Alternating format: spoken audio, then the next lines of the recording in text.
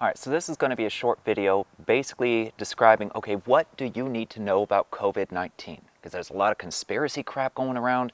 There's a lot of, I don't trust this doctor, I don't trust this, I don't trust that. Why are we doing this? Why are we doing that? Alright, so let me start with the basics. Why do we have social distancing? And why do we have to wear masks?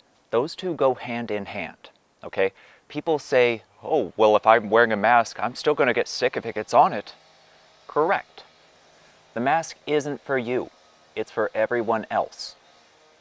Think about it this way, okay? Yeah, if something gets on your mask, you've got a natural vacuum in your lungs that pulls in air, okay? A vacuum sucks things up, and it doesn't just pull in air, it pulls in a lot of other things.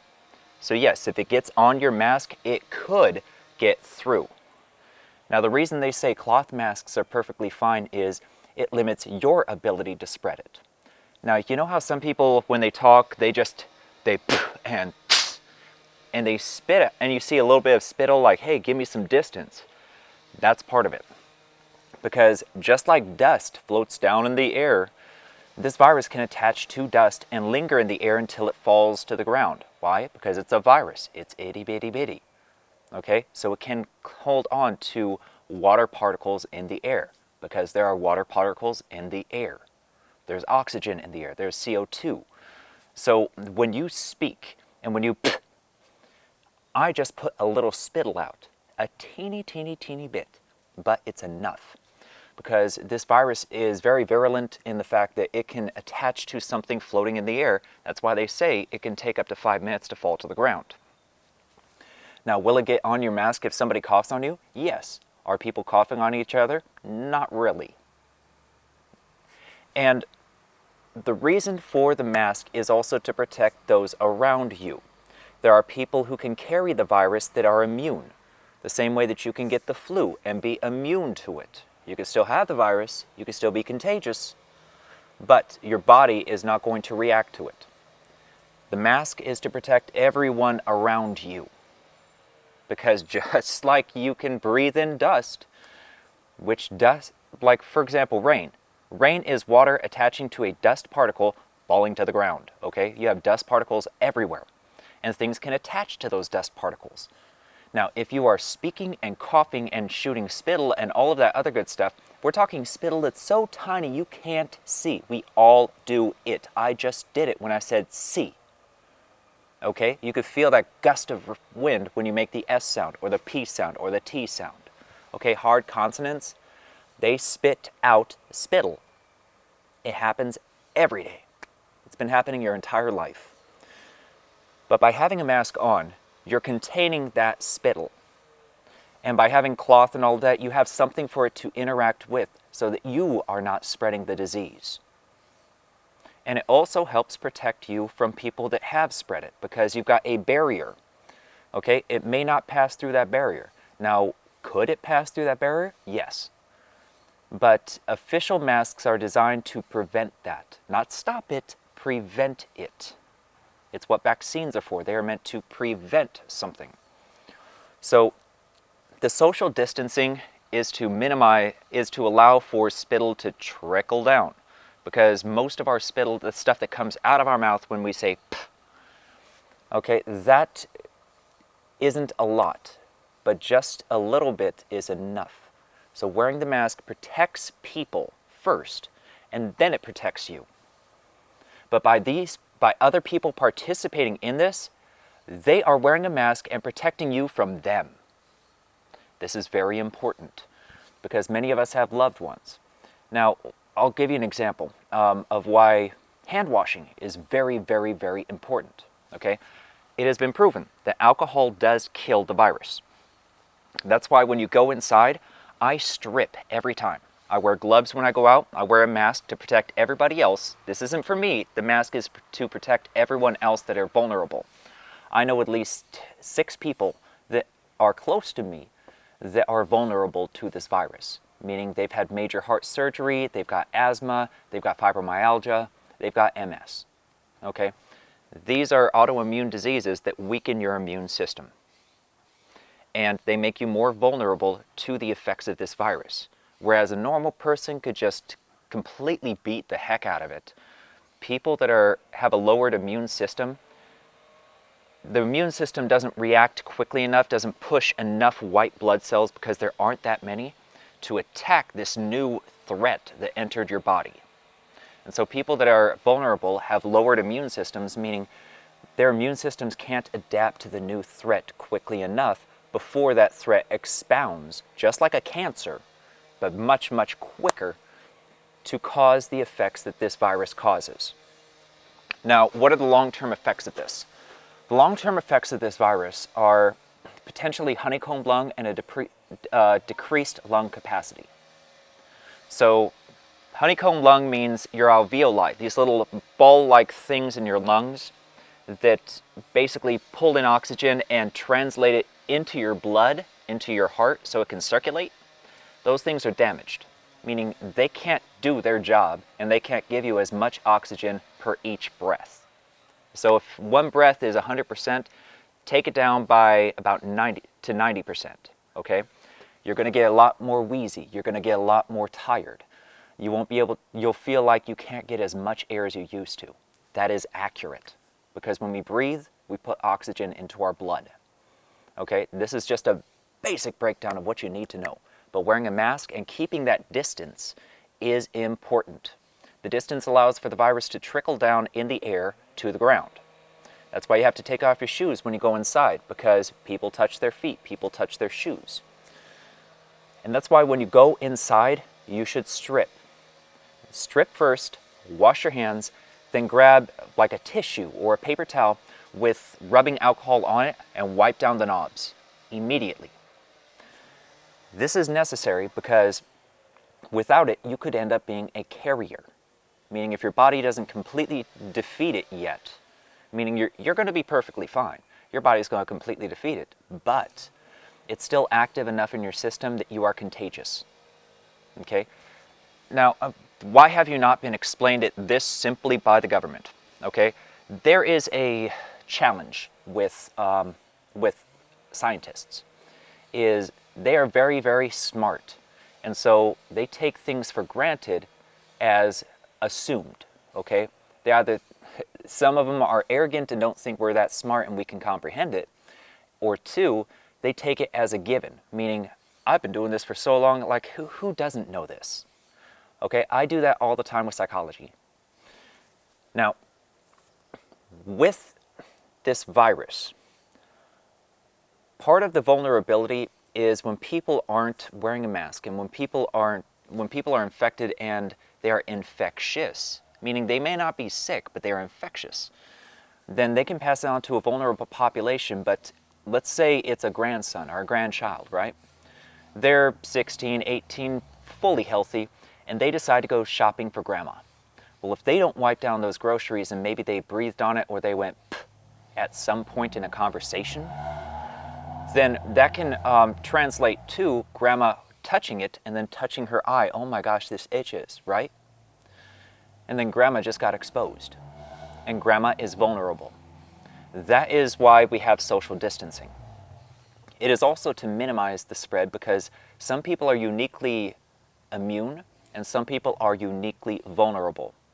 The same way that, for example, tequila affects different people in different ways, right? We all have a different physiology, meaning some of us are more immune to certain things and some of us are less immune to certain things. The same thing, okay? It's why some of us have allergies and some of us don't. Some of our bodies react to the natural pollen in the air. My body reacts to that. Same thing when it comes to viruses. It's why you have a natural resistance in a certain group of people to any virus. It's called epigenetics, okay? We adapt, we change. It's why we have different skin color, okay? We adapt to our environment, we adapt to our surroundings, plus there's a little bit of randomness thrown in.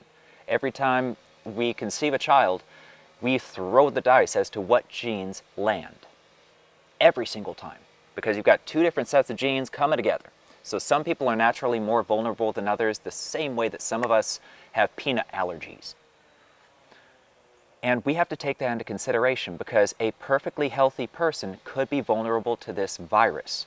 Now, it's estimated between 2 and 3% of people are going to die from this, meaning they will get sick and they will die. Okay, the flu is 1%. Okay, so, no, it's 0.1%, I apologize. So 0.1% to 2%. Think about that gap, that margin, right? So 0.1% to get to 2%, that means 1.9% difference. 19 times difference. No, 20 times. And that's at the low end. So 20 times more likely to die from this virus. And even though you're not sick, even though you are perfectly healthy, you could get other people sick, and some of them could be naturally vulnerable to this virus. Now, if you're thinking it's engineered, yes, it does show signs or similarities in dispersion to AIDS and SARS, okay? It's a coronavirus, so is a SARS virus, okay? It's just the shape of the actual virus itself. The shape and, I guess, general behavior of that virus. You have different classifications and groups of viruses. The same way that we've got Africans, Asians, Americans, South Americans, okay? We have that. We have these differentiations. So do viruses, okay? The same way that we have cats, we have dogs, we have birds. Viruses are different in that way, but a canine is a canine. Okay, it's got a central origin. That's where coronavirus is. It's a shape and type of a virus that attaches in a very specific way. Now, the reason that they are saying that, oh wow, this could potentially be engineered, is because this virus binds to our cells very, very well. And it came from bats. This as much has been verified. It came from bats, specifically from eating bats, bats that were infected, from a virus that mutates just the same way the flu virus mutates over and over and over and over again. It's why we have a new flu shot every year, okay, in bats. What they do is they run subnormal for our temperatures, and then when they're active, they spike to really, really freaking high temperatures. And that's how they're built to live. And because they can spike to high temperatures, that's why a fever doesn't necessarily kill this disease like it would the flu or some other diseases. It's why H1N1, the bird flu, was also just as deadly as this, if not more so. The bird flu, when birds fly, their temperature goes up. And when they're at rest, it goes down. That's how they are built. Same thing with bats, only bats more so. There's more of a spread. Birds, bats, okay? And humans-ish. So what we've got to do is we've got to maintain the social distancing. Now, was it engineered? Probably not. It's very unlikely that this virus was engineered. It's not impossible because we've had viruses that were engineered to basically we engineer certain viruses, and this was cut off years ago, okay? We cut off this program, but we would engineer certain viruses to test what they could mutate into. And this was done as a preventative measure, and it was done by the government, but they put a moratorium on it because of the risk of spreading it. Okay, this came from China, so we don't know if they have that moratorium on that kind of research. We don't know. But on the same token, this has some semblances of being engineered, but in some ways it doesn't. Okay, that's why we're conflicted on it, and more research needs to be done. That's not your job. Your job is maintaining social distancing and wearing something to stop your spittle because you might be infectious and not even know it. Okay? Most of you are going to be perfectly fine, but it's the vulnerable populations that we need to worry about. And right now, the death toll is between 2 and 3%. It could jump to 5%. It could. So we've got to be more responsible in how we're responding to this. It's why we have social distancing. If we stop this now, we can stop it. If we don't, then it can reach into, say, nursing homes and completely clear out a nursing home like it's already done. It's already done that. So this is an explanation of why you need to maintain social distancing. This is an important thing. Please maintain social distancing and wear a mask. When you come home, okay, it's not a bad idea if they're out and they've got sanitizer and they're offering it to you, wearing gloves, put some sanitizer on the gloves. Why? Because gloves are plastic. They're flat. Your skin, we have fingerprints, and in between those fingerprints, what makes our fingerprints up, viruses can hide. That's why you have to scrub for 30 seconds, because we've got to get soap into those little crevices that are built into us that give us fingerprints. So when you have a glove on, if you put sanitizer on it, this helps. The fact that gloves don't necessarily have crevices helps to basically kill off the virus on the glove. And then once you get inside, peel off your gloves, throw them away, and then go immediately to the bathroom, wash your hands, because you've still got this exposed area. And while you were taking the gloves off, it could have gotten on your hands. So you go wash your hands, right, for 30 seconds. Sing happy birthday to yourself. You're an amazing person. Celebrate it. Twice. With soap and water, and preferably warm water, because warm water gets hotter than our bodies can allow for. Meaning, when it's warm to the touch, like when it's semi-hot, like not burning but hot, that's hot enough of a temperature to kill off the virus, potentially. It won't kill it all off, because viruses are unique things. But once you're done with that, once you're done washing your hands, you've thrown your gloves away, take out some tissue, grab some rubbing alcohol, put it on the tissue or the paper towel or whatever paper thing. Grab some toilet paper if you need to, okay? If you're not trying to be conservative, or if you bought like 18 packs of it, okay? Use it. So put some rubbing alcohol in there, rub down your doorknobs first, and then anything that you bought at the store, wipe it down. It takes a few seconds and it makes all the difference. Wipe it down with rubbing alcohol.